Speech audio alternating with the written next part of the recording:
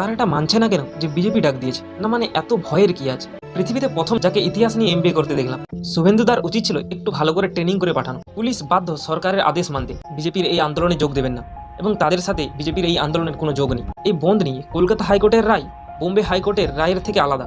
একদিনের বন্ধ হওয়ার মানে অনেক আর্থিক ক্ষতি হয় দেশের আর রাজ্যের। ছাত্রদের নাম ভাঙিয়ে বিজেপি ছাত্র সমাজের কাঁধের উপর বন্দুক রেখে নবান্ন অভিযানে নেমেছিল। আমি কোনো আন্দোলনের বিরুদ্ধে নয়, প্রত্যেক মানুষের অধিকার আছে শান্তিপূর্ণ আন্দোলন করার। কিন্তু প্রশ্নটা হলো, বিজেপি নিজেকে লুকাচ্ছে কেন এই আন্দোলন থেকে? তিনজন ছেলে হঠাৎ করে ঘোষণা করে আমরা পশ্চিমবঙ্গ ছাত্র সমাজের হয়ে মুখ্যমন্ত্রীর পদত্যাগের দাবিতে নবান্ন অভিযানে ডেকেছি। কিন্তু পশ্চিমবঙ্গ ছাত্র সমাজটা কারা? অনেক খোঁজার পরও এরকমই কোনো ছাত্র সংঘ এর আগে পায়নি। রিসেন্টলি ঘোষণা করার পরেই কয়েকটা পেজ তৈরি হয়ে গেছে এই ছাত্র সংঘের নামে। খুঁজতে দেখা গেল সায়ন লাহিড়ী একজন বিজেপির মেম্বার, শুভঙ্কর হালদার আরএসএস এর সদস্য। এরা ডাক দিয়েছে এই আন্দোলনে। বিজেপির নেতারাও সোশ্যাল মিডিয়া থেকে সমর্থন দিয়েছে। শুভেন্দু অধিকারী থেকে সুকান্ত মজুমদার, বিজেপির প্রত্যেকটা মেম্বার এই আন্দোলনের প্রচার করেছে। কিন্তু তারা এটা মানছে না কেন যে বিজেপি ডাক দিয়েছে? না মানে এত ভয়ের কি আছে? এতে লুকানোর কি আছে? শান্তিপূর্ণ আন্দোলন করা সকলের অধিকার, তাহলে লুকানোর কি আছে? আন্দোলনটা ডাকা হয়েছে আরজে করের ন্যায়ের দাবিতে। যে আন্দোলন মেয়ের ন্যায়ের দাবিতে হচ্ছে, সেই আন্দোলনে কোনো মেয়ের রিপ্রেজেন্টেশন নেই। যখন এসব নিয়ে প্রশ্ন করা হয় যে মেয়ের ন্যায়ের দাবিতে আন্দোলন হচ্ছে অথচ মেয়ে নেই, তারপরে ঘোষণা করা হয় যে এই ছাত্র আন্দোলনের সাথে মেন 7 জন যুক্ত, তার মধ্যে একজন মেয়েও আছে। মেয়েকে যখন জিজ্ঞাসা করা হয় আপনি কি নিয়ে পড়েন, মেয়ে বলে আমি ইতিহাস নিয়ে এমবিএ করতেছি। পৃথিবীতে প্রথম যাকে ইতিহাস নিয়ে এমবিএ করতে দেখলাম। একজন সকল ছাত্রকে যখন জিজ্ঞাসা করে আপনি কি বিষয়ে পড়ছেন, সে বলে সায়েন্সে। তাকে যখন জিজ্ঞাসা করে কোন ডিগ্রি করছেন, বলে কমার্সে। কি বিষয়? আমি সায়েন্সে। সায়েন্স নিয়ে। সায়েন্স নিয়ে কি কমার্স সায়েন্স নিয়ে কমার্স পড়ে। শুভেন্দুদার উচিত ছিল একটু ভালো করে ট্রেনিং করে পাঠানো।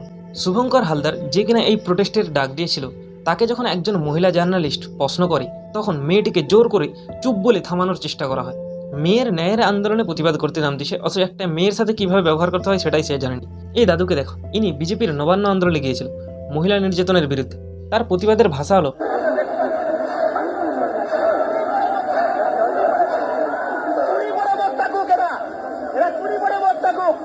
তোরা সবাই চুড়ি পরে থাক। বোঝাতে চাচ্ছে যে চুড়ি যারা পরে থাকে তারা ভীতু, তারা অকর্মের ধাড়ি, তারা অন্যের ইশারায় চলে, তাদের কাজ শুধু ঘরের মধ্যে থাকা। আচ্ছা, পুলিশকে ক্রিটিসাইজ করতে গিয়ে সমস্ত মহিলাকে কি নিচু করে দেখানো নয়? এটা পুলিশ অনেক জায়গায় ভুল করছে, তাকে ক্রিটিসাইজ করো, কিন্তু তার মানে এই নয় যে পুলিশকে ক্রিটিসাইজ করতে গিয়ে মহিলাদেরকেই নিচু করে দেখানো হবে। এইরকমই মিসোজিনিস্ট মনোভাব নিয়ে মহিলাদের নির্যাতনের বিরুদ্ধে আন্দোলন করতে গেছে। দাদুর নিজের মানসিকতা চেঞ্জ করা দরকার। এরকম কথা সমাজের অনেকেই বলে। কোনো ব্যক্তিকে নিচু দেখানোর জন্য তাকে বলা হয় তোরা চুড়ি পরে থাক, শাড়ি পরে বসে থাক। চুড়ি আর শাড়ি কখনোই কোনো দুর্বলতার প্রতীক নয় যে কাউকে দুর্বল বলার জন্য তাকে শাড়ি চুড়িদার পরার কথা বলতে হবে। চুড়ি শাড়ি গর্বের প্রতীক, বাঙালি মহিলার প্রতীক, মাতৃত্বের প্রতীক। সমাজের মানসিকতা চেঞ্জ করা উচিত। একজন মহিলা সবকিছু করতে পারে, তাহলে মহিলাকে দুর্বলতার প্রতীক ভাবা বন্ধ করো। এই ছাত্র আন্দোলনে কতজন ছাত্র যুক্ত ছিল সেটা জানি না, তবে কিছু অসামাজিক তত্ত্ব যুক্ত ছিল এটা নিশ্চিত। না হলে পুলিশের এমন অবস্থা হয় কেমন করে? বিজেপির নবান্ন অভিযানে কিছু হোক আর নাই হোক, কয়েকজন পুলিশের বাকি জীবন নরক হয়ে গেল। এই পুলিশগুলোকে দেখো, কারো মাথা দিয়ে রক্ত পড়ছে, কারো চোখের গোড়া দিয়ে রক্ত পড়ছে। এই পুলিশটার তো একটা চোখ পুরো নষ্ট হয়ে যেতে পারে। শুধু পুলিশকেই দোষ দেওয়া ঠিক নয়। পুলিশ বাধ্য সরকারের আদেশ মানতে, না শুনলে পরের দিন তাকে বাদ দিয়ে দেওয়া হবে। তখন তার ফ্যামিলিকে কে দেখবে? এই ছাত্র আন্দোলনে একজনও ছাত্রকে দেখলাম নাকি সন্দেহ।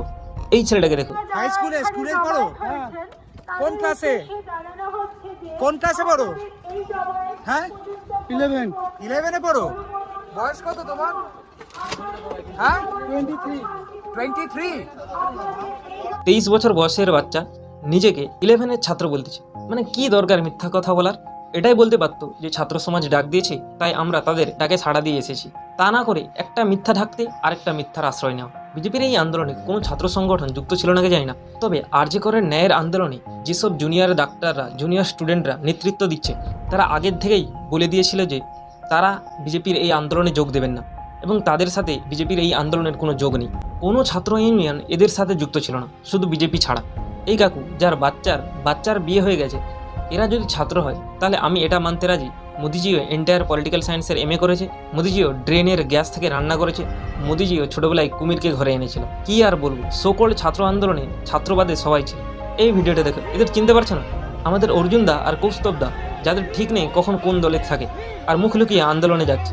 আমার মাথায় আসেনি মুখ লুকানোর কি দরকার। আসলে এরা ভেবেছিল যে বাংলাদেশের মতো করে দেব। শুভেন্দু অধিকারী তো গুলি চালানোরও হুমকি দিয়েছে।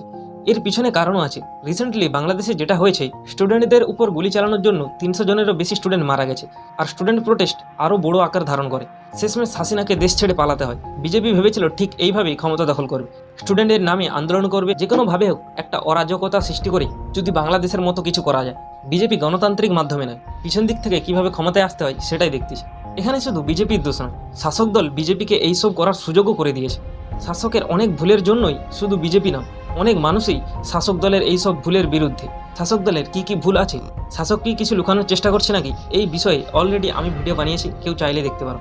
27শে আগস্ট নবান্ন অভিযানের পর BJP back to back attack করা শুরু করে টিএমসি। 28শে আগস্ট বাংলা বন্ধের ডাক দেয়। সত্যি বলতে আমি বাংলা বন্ধ, ভারত বন্ধ এইসবের পুরো বিরুদ্ধে। একদিনের বন্ধ হওয়ার মানে অনেক আর্থিক ক্ষতি হয় দেশের আর রাজ্যের, বিশেষ করে প্রতিদিনের খেটে খাওয়া মানুষদের কাছে সব থেকে খারাপ। শুধু এটা নয়, অনেককে হাসপাতালে যেতে হয়, বিভিন্ন দরকারি কাজে যেতে হয়, অনেকের পরীক্ষা থাকে। ইভেন 27শে আগস্ট ইউজিসি নেটের এক্সামও ছিল। ভাবো, একটা সকল ছাত্র সমাজ ডাক দিয়েছে অন্য ছাত্র সমাজের পরীক্ষা দিয়ে। অনেকেই আছে যারা এক্সাম দিতেই যেতে পারেনি এইসবের জন্য। বন্ধ রাখার কি লজিক আমার মাথায় আসেনি। আচ্ছা, এই বন্ধ নিয়ে কলকাতা হাইকোর্টের রায় বোম্বে হাইকোর্টের রায়ের থেকে আলাদা। 4-5 দিন আগে মহারাষ্ট্রের বদলাপুরে 2 4 বছরের ছোট্ট মেয়ের সাথে স্কুলের স্টাফ খুব খারাপ আচরণ করে। মানে বুঝতেই পারছো কি হয়েছে, আমি আর খুলে বলতে যাচ্ছি না। সেই জন্য মহারাষ্ট্রের অপোজিশন পার্টি মহারাষ্ট্র বন্ধের ডাক দিয়েছিল।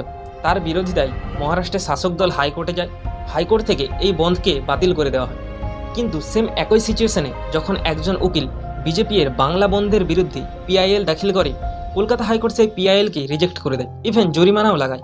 মানে একই ঘটনার দুটো আলাদা আলাদা রায় কিভাবে হয়? আবার হাইকোর্টের মতো কোর্ট আলাদা আলাদা রায়। যাই হোক, বন্ধ তো হলো। বিজেপি অনেক জায়গায় ট্রেন আটকে দিয়েছে, স্কুল বন্ধ করে দিয়েছে। আমি বুঝতে পারি না বন্ধ ডাকার কি লজিক আছে। এইরকম বন্ধের মাধ্যমে রাজনৈতিক দল সাধারণ মানুষের কিভাবে ভরসা জিতে সেটাই বুঝতে পারি না। মানুষকে সমস্যায় ফেলে কি মানুষের ভরসা জেতা যায়? আমাদের একটাই দাবি, জাস্টিস ফর আরজি কর। যতজনই এই ঘটনার সাথে জড়িত আছে সবাইকে কঠোরতর কঠোর পানিশমেন্ট দেওয়া হোক। এটাই আমাদের আসল দাবি, কোনো পলিটিক্যাল এজেন্ডার সাথে যুক্ত নয়। এইসব পলিটিক্যাল এজেন্ডার সাথে যুক্ত হলে মেয়েটি ন্যায়ের আন্দোলনের মোটিভটাই সরে যাবে। একটা জিনিস লক্ষ্য করবে, এর আগে যত প্রোটেস্ট হয়েছে এই আরজি কর নিয়ে, সবাই কিন্তু সাধারণ মানুষ নেমেছিল রাস্তায়। কিন্তু এই নবান্ন অভিযানে কিন্তু কোনো ইনফ্লুয়েন্সারকে, কোনো সেলিব্রিটিকে দেখা গেল না। সেই জন্য আমি আগের ভিডিওতেও বলেছি, যতক্ষণ পর্যন্ত এই আন্দোলনটা অরাজনৈতিকভাবে চলবে, কোনো পলিটিক্যাল পার্টি যতক্ষণ না পর্যন্ত এটাকে লিড করবে, ততক্ষণ সব ধরনের মানুষ এই আন্দোলনে অংশগ্রহণ করবে এবং এই আন্দোলনটা বৃহত্তর হবে। কিন্তু যখনই কোনো পলিটিক্যাল পার্টি এই আন্দোলনকে লিড করা শুরু করবে, তখনই অনেক মানুষ এই আন্দোলন থেকে দূরে সরে যাবে। আমাদের একটাই দাবি, জাস্টিস ফর আরজি কর। জয় হিন্দ।